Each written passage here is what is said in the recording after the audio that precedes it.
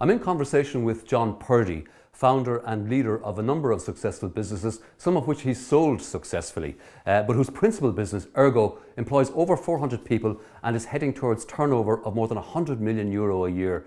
John, it's great to meet you. Can you tell us what Ergo does, your principal business? So Ergo describes itself as a cloud and managed services company.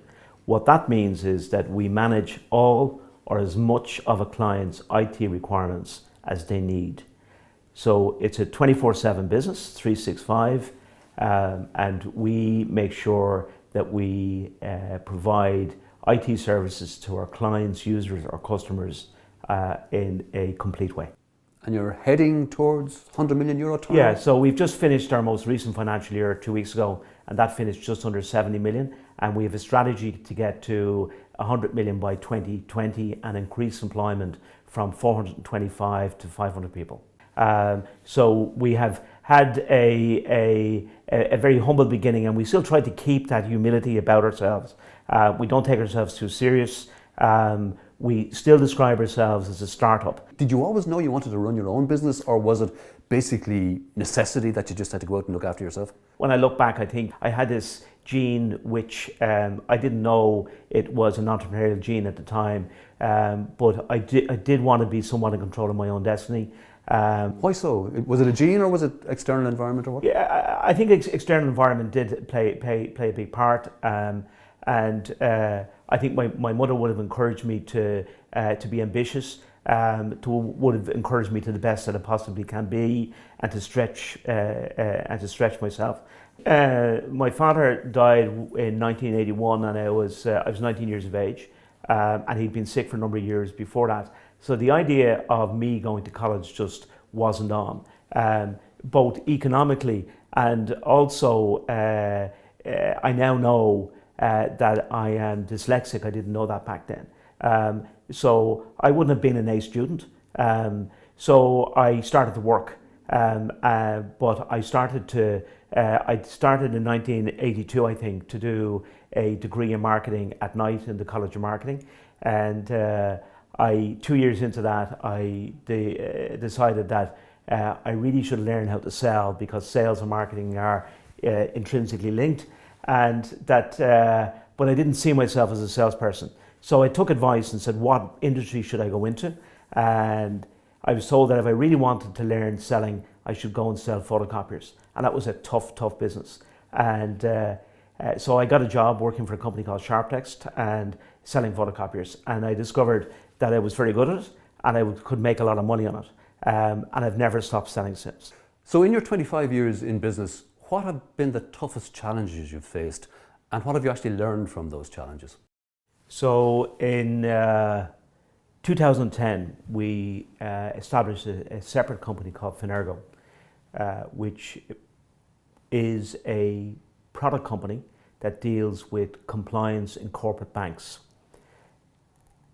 And in those early days, we were financing that business to the tune of $250,000 a month. And in 2012, we got very close to a situation where the whole deck of cards was collapsing. And we met one Sunday afternoon, our CFO, our sales director of that business at the time, and myself. And we decided at that point that we would raise external capital. And we did that successfully.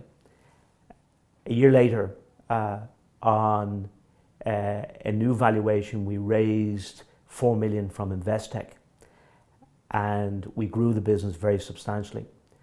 And 18 months after Investec investing 4 million, we gave Investec back 20 million because we all exited to an American company and did extremely well.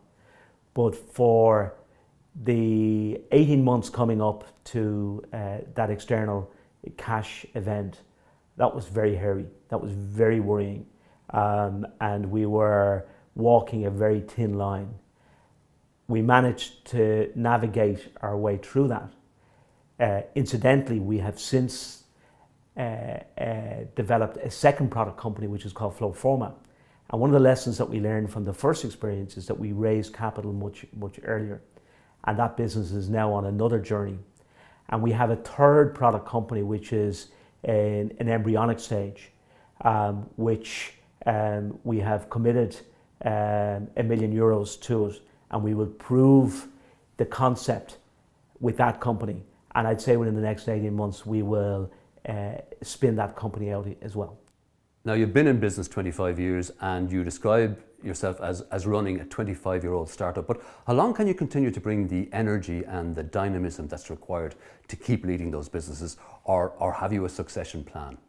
So what I do takes a huge amount of energy, and my wife has said to me that if we are not to divorce, that I shouldn't retire. Those two things are a bit of a challenge, trying to balance those. But I think what will happen is that there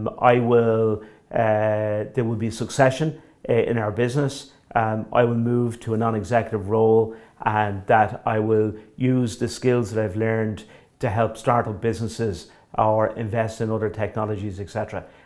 So I don't see myself retiring, but I don't see myself being the driver of this bus for any more than the next couple of years. John Purdy, thank you. My pleasure.